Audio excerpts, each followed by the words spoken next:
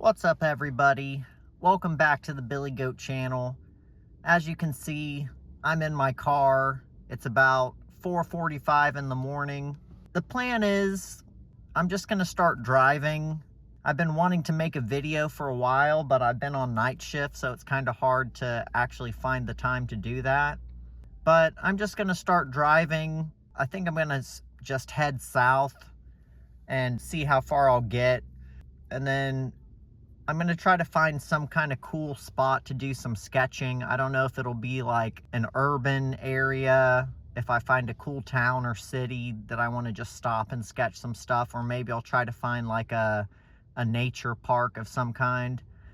Yeah, I just been wanting to make some kind of video, and also I'm almost done with my sketchbook. I've got like 5 or 6 spreads left.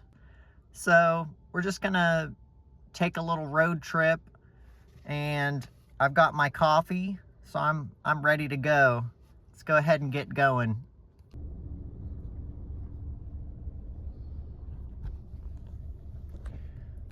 All right, so a little update. It is now 6:45. I think I'm gonna drive a little bit farther. Right now I'm in a town called Cleveland, not Cleveland, Ohio. This is Cleveland, Florida. It's by Punta Gorda. I don't know if I've been farther south than this before, but I think I'm going to go a little bit farther. Maybe end up in Naples. Maybe go over to Miami. Who knows? But yeah, so far so good. Just had to stop to use the bathroom and get a little bite to eat. But anyway, continuing on the journey. I don't know if you can see the sun. It's real cool.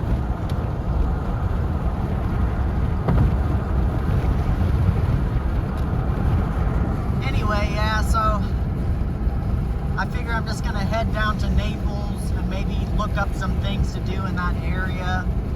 But that's the plan. All right, we'll see you in the next update.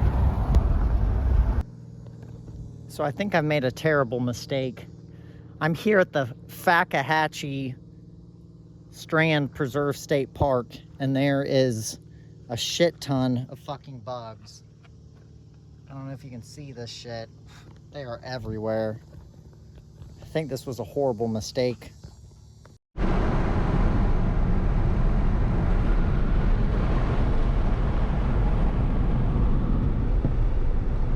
Here, let me close all the windows here. Oh my god, there's still bugs in here. I gotta have the window cracked just so these bugs can escape. Alright, so I drove about 4.5, 5 hours all the way down to Fakahatchee Preserve, whatever, state park. I was like, this is kind of cool, you know.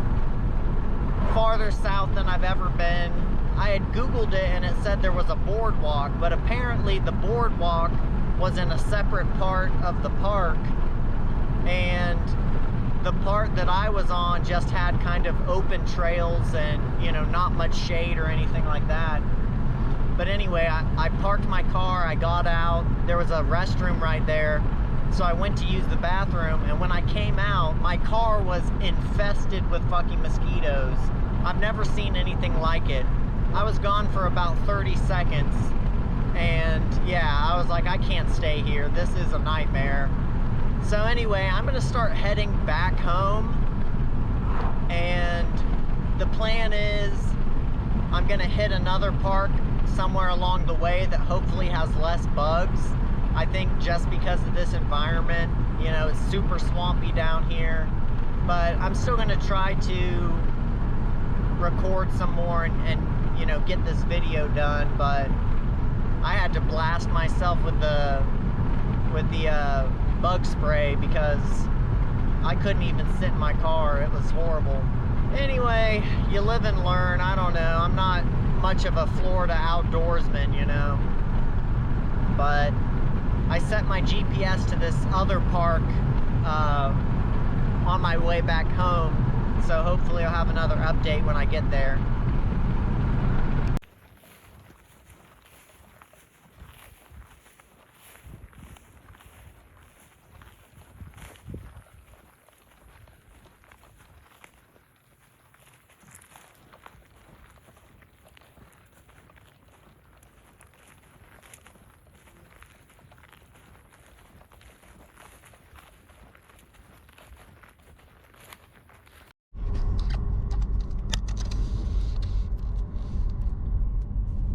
So I tried to go to this other state park.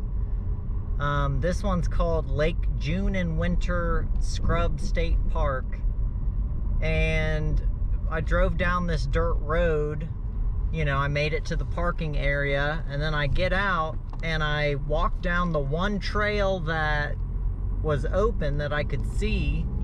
And like 5 minutes into the trail, it completely got blocked off with like brush and stuff. So pretty much that trail was a dud. So I walked back, and there was another guy, you know, asking me the same thing, like, hey, where's the trail at? And I was like, well, I just went down that way and it was totally blocked off. Unlike the previous park, this one had no bugs, so that was good. There just wasn't anywhere to hike, and then they had one picnic table down by the lake, but it was right out in the sun, no shade, so I think this trip isn't really gonna have any sketching. I wasn't able to find a suitable location. You know, really next time I'm just going to try to do a little bit more research beforehand and try to get a good idea of somewhere that has good seating or, you know, a better environment for sketching. But, yeah, I guess what I'm going to do is just head on home. I got to work tonight. It's kind of disappointing because it's going to take me about an hour and a half to get home. So I'm not going to get much sleep. What can I say? You know, not every plan works out. Alright. Again, sorry about this camera situation. There's not really a good spot for me to clamp my camera onto, so I just have it sitting up there. But anyway, since the whole sketchbook expedition plan didn't work out, I'm going to go ahead and do my book reviews. Basically, I'm just going to go through these 4 books that I read recently and tell you what I think about them. The first one we have is this book here. It's called Tomorrow by Damien Dibben. And I don't remember where I got this book. I feel like it was probably, you know, in the bargain section or something like that. It's not something I would typically get. And basically the book is about a dog and his master.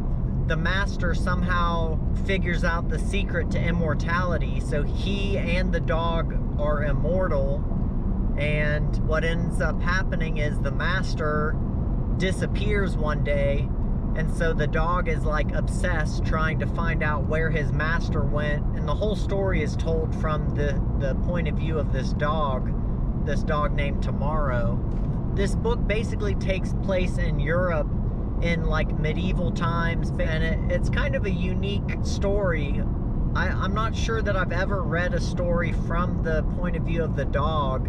You know, even something like Where the Red Fern Grows, which is, if you've ever read that book, oh my God, it's so sad.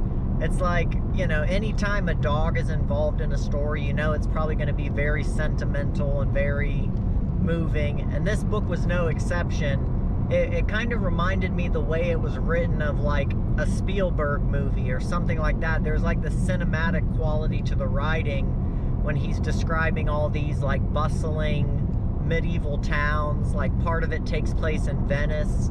The dog and his master are living in Venice, and then the master disappears.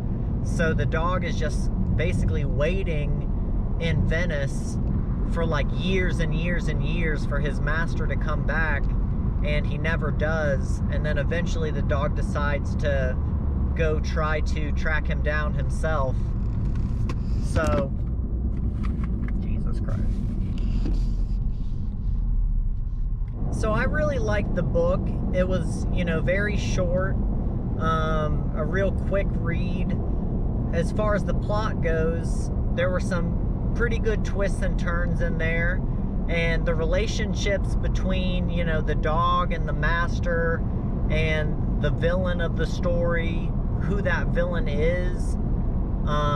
There were a lot of cool revelations about that. So the main character Tomorrow has this friend that's another dog named Sporko, and that's probably the best relationship in the book. There were some pretty funny moments between those two. All in all, I gave this book 4 stars, and it wasn't something that I'd usually read, but I just thought for what it was really well written and well executed. So yeah, 4 stars for Tomorrow. All right, next we have Incendiary by Cleave. This one I didn't like. It really doesn't have much to do about the writing itself, because I found it perfectly readable. You know, it wasn't boring, it wasn't like badly written, but the characters were all so unlikable. Incendiary is about this woman, and this book was published in 2006, I believe, and it deals with a terrorist attack in London, and this woman loses her husband and her son in the terrorist attack. So she's in this horrible situation, right, where the 2 most important people to her are dead. And instead of being like a story where she, you know, overcomes these odds and really handles things well, she kind of just continues to make horrible decisions. And all the people, all the side characters in the book, they all make horrible moral decisions, to the point where it was really hard to even like relate or sympathize with any of the characters. Like, there was nobody to root for in the story. You know, I'd just be reading and I was like, wow, these people are ridiculous. Yeah, I wish I could say more, but I feel like I should. That's the thing with these reviews, you know, I'd like to talk more about the plot, the actual plot, but I'm not sure if, you know, people would really want to read these, and, you know, I don't want to give the conclusions away or whatever. Yeah, suffice it to say that this book was really kind of a bummer, kind of a downer as I was reading it, and there wasn't any kind of satisfying conclusion. In a lot of ways, especially for the main character who lost her family, like, things don't get better. Like, there isn't a happy ending in this story. For that reason, I'm giving this one 2 stars. I don't think I've given a book 2 stars before, but I just found it really off-putting. I think if you don't have a likable protagonist, what's even the point? The protagonist doesn't even have to be like this angel of a character. Of course you can have anti-heroes and people, you know, broken people, but there has to be some kind of evolution, some kind of character development throughout the plot, and I really didn't think there was anything like that in this book. So 2 stars for Incendiary. Alright guys, yeah, this is going to be like the most shambolic, disjointed video I've ever made probably, but my GoPro kept overheating, so I'm going to try to finish this video with my phone. Anyway, I was talking about Glasshouse, which is this book right here by Charles Stross, and I think after reading this book, I've found my new favorite sci-fi author. This book was just incredibly intriguing. The backstory of this universe was really well thought out. And basically it starts with this guy who has recently had his memory wiped, and he doesn't know why he had his memory wiped, but he thinks that he must have been involved with some horrible stuff, and he's been sent to this rehab facility for people who have undergone this memory wipe procedure. While he's at this rehab facility, he meets this woman, and they really hit it off and end up having like orgies and shit, and a bunch of crazy stuff happens. Basically, in the future, in a lot of these sci-fi books, people are able to kind of change their bodies at will and change their, just change lots of things about themselves, anything they want. They can grow forearms if they want to. They can become a woman. They can become a man. Any kind of upgrades to their body that they want. The main character, who is this guy named Robin, he gets this offer to live in a pre-singularity society, like kind of a primitive human society. And they're like, hey, you can go live in this society and we'll give you like a bunch of money to be part of the experiment. And so this guy, Robin, he's like, I don't really know. I had my memory wiped, and you're telling me I'm going to have to go live in this weird society where, all the technology doesn't exist, and I have to like go to a job and do all this, the kind of things that we do today. I should note that this book takes place like far, far in the future, like thousands of years. So, technology is super advanced. So the main character, he's kind of unsure if he wants to do this experiment. And then what ends up happening is he gets attacked while he's at this rehab center. He gets attacked by an assassin. And it's kind of like a Jason Bourne situation where once he gets attacked, his instincts start kicking in, and he just dispatches the assassin instantly, and like the guy doesn't stand a chance. So Robin, he realizes that he must have been some kind of military asset in the past, and he must have done some really crazy things to have his memory wiped. And now he's got these people that are trying to kill him, and he doesn't even really know why. So that's what gets him to go join this experiment, because he's like, well, part of the experiment is you get switched to a completely different body. So he's like, well, if I'm in this different body, they won't be able to track me anymore, and I'll basically be like anonymous. So he gets cloned, he gets put in this different body, and actually what ends up happening is he gets put into a woman's body. He's like, damn, I used to be this super powerful agent, and now I'm stuck in this like weak woman's body. So anyway, he gets put in this society where everyone's being scored based on how closely they adhere to like current day social norms. They tell them, oh, the woman's expected to stay home and do the cooking and the cleaning, and then the man goes to work and does his job or whatever and comes home. And a lot of the people are like, what? This is bullshit. Like, I have to stay home and clean because I'm a woman? What the fuck is this all about? And there's this really funny culture shock because they're used to living in like, this kind of carefree society, and then they have to go into this, hierarchy situation, this kind of modern day situation, and they have to go to church every Sunday and everything. It's just really interesting. And as the story goes on, the main character, Robin, his memory blocks start to kind of break away, and he begins to remember what it was that he got his memory wiped for, and it kind of fills in the backstory.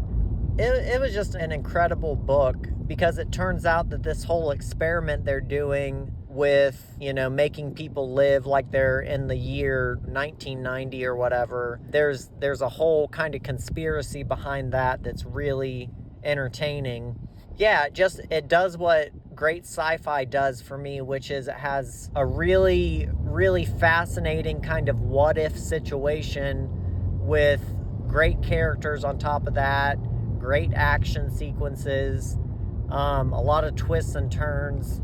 So yeah, I gave this one 5 stars, and honestly, this is my current favorite book of the year. once again, I'm kind of thinking that I might need to switch to like a 10 out of 10 scoring system, like a 1 to 10 scoring system, because I read this book, I gave it 5 stars, I think it's incredible, but then I'm looking back at the other books that I've ranked 5 stars, and I'm like, well, these aren't even, you know, I feel like I need more subdivisions so that I can get a more accurate scoring for each book. So it's possible that in the next book club video, I might start doing a 1 to 10 scoring system. So yeah, Glasshouse gets a 5 out of 5. The final book I have is Lipshitz 6, or Two Angry Blondes by T. Cooper. And this, I've had this book for so long, you know, it's another one that's kind of just been sitting on my shelf. You know, I probably got it somewhere 2011, 2012. You know, I'd get like a $400 check from Subway or whatever, and I'd go and blow my entire check on like CDs, books, and, you know, video games. This book, it's a historical fiction for about 75% of the book, and then it transitions to present day. The first 3/4 of the book are about a Jewish family that is forced to leave Russia because they have these pogroms going on, which is basically where the townspeople would find all the Jewish people in the town and beat them or murder them or try to run them out of town, you know. Overall, it was a really interesting book, and it does something that I really like in historical fiction, where it'll have one family and kind of follow them through the generations. So you get to see, you know, the kids when they're little babies, and then you get to see them like as teenagers, and then, you know, when they're fully grown. Basically, the story is this Jewish family, when they move to America and they get to New York on this boat. This is like in 1917, I think. So they get off the boat, and they're supposed to be the parents and 4 kids, and they lost one of their kids. So the mom, she basically goes a little crazy, and she thinks that the son that they lost is still alive. So every time there's like someone who could possibly be her son, she gets really obsessed. Like the famous aviator Charles Lindbergh, it turns out that he was born on the same day as her son. So she gets this in her head that Charles Lindbergh is actually her son that got lost. And the mom is like writing letters to Charles Lindbergh like, "Dear Charles, it's been so many years since I've seen you. I hope you're doing well." You know, it's like the mom's like losing her mind with this obsession. And it's all based on just a coincidence that Charles Lindbergh had the same birthday as her son. So it goes through this whole story where a lot of dramatic things are happening to this Jewish family. And then it fast forwards to the year 2002, where the last descendant of the Lipshitz is trying to grapple with the legacy that these people left behind. And I just found it to be a really well-told story. You fast forward to the future section, or I guess it was like 2002, you know, but pretty far in the future. And, you know, you just spent like 300 pages reading about these people, and then there's just one person left, and he's like almost 100 years old. It's really interesting because it turns out that the first part of the book is like a novel that the second character, T. Cooper, is working on. So there's kind of like a meta-narrative thing going on. He basically admits that, like, this is just my assumption about what happened to my family based on these things that they left behind. And he doesn't really know. He's just writing all these things based on little snippets that he heard from his relatives, you know, about the crazy grandma who thought her son was Charles Lindbergh and all this stuff. So it was a cool story, but, you know, I get the sense that this isn't going to be a book. I don't know. It's hard to know what I'll think about this book, you know, in the future, but I gave this one 4 stars. You know, there was a lot of really traumatic things that happened, you know, especially at the start of the book, where you have the initial attack that made them leave Russia, and then they get to America and they lose their child, and they're dealing, all the family members are dealing with that loss in different ways. So yeah, I gave that one 4 out of 5 stars.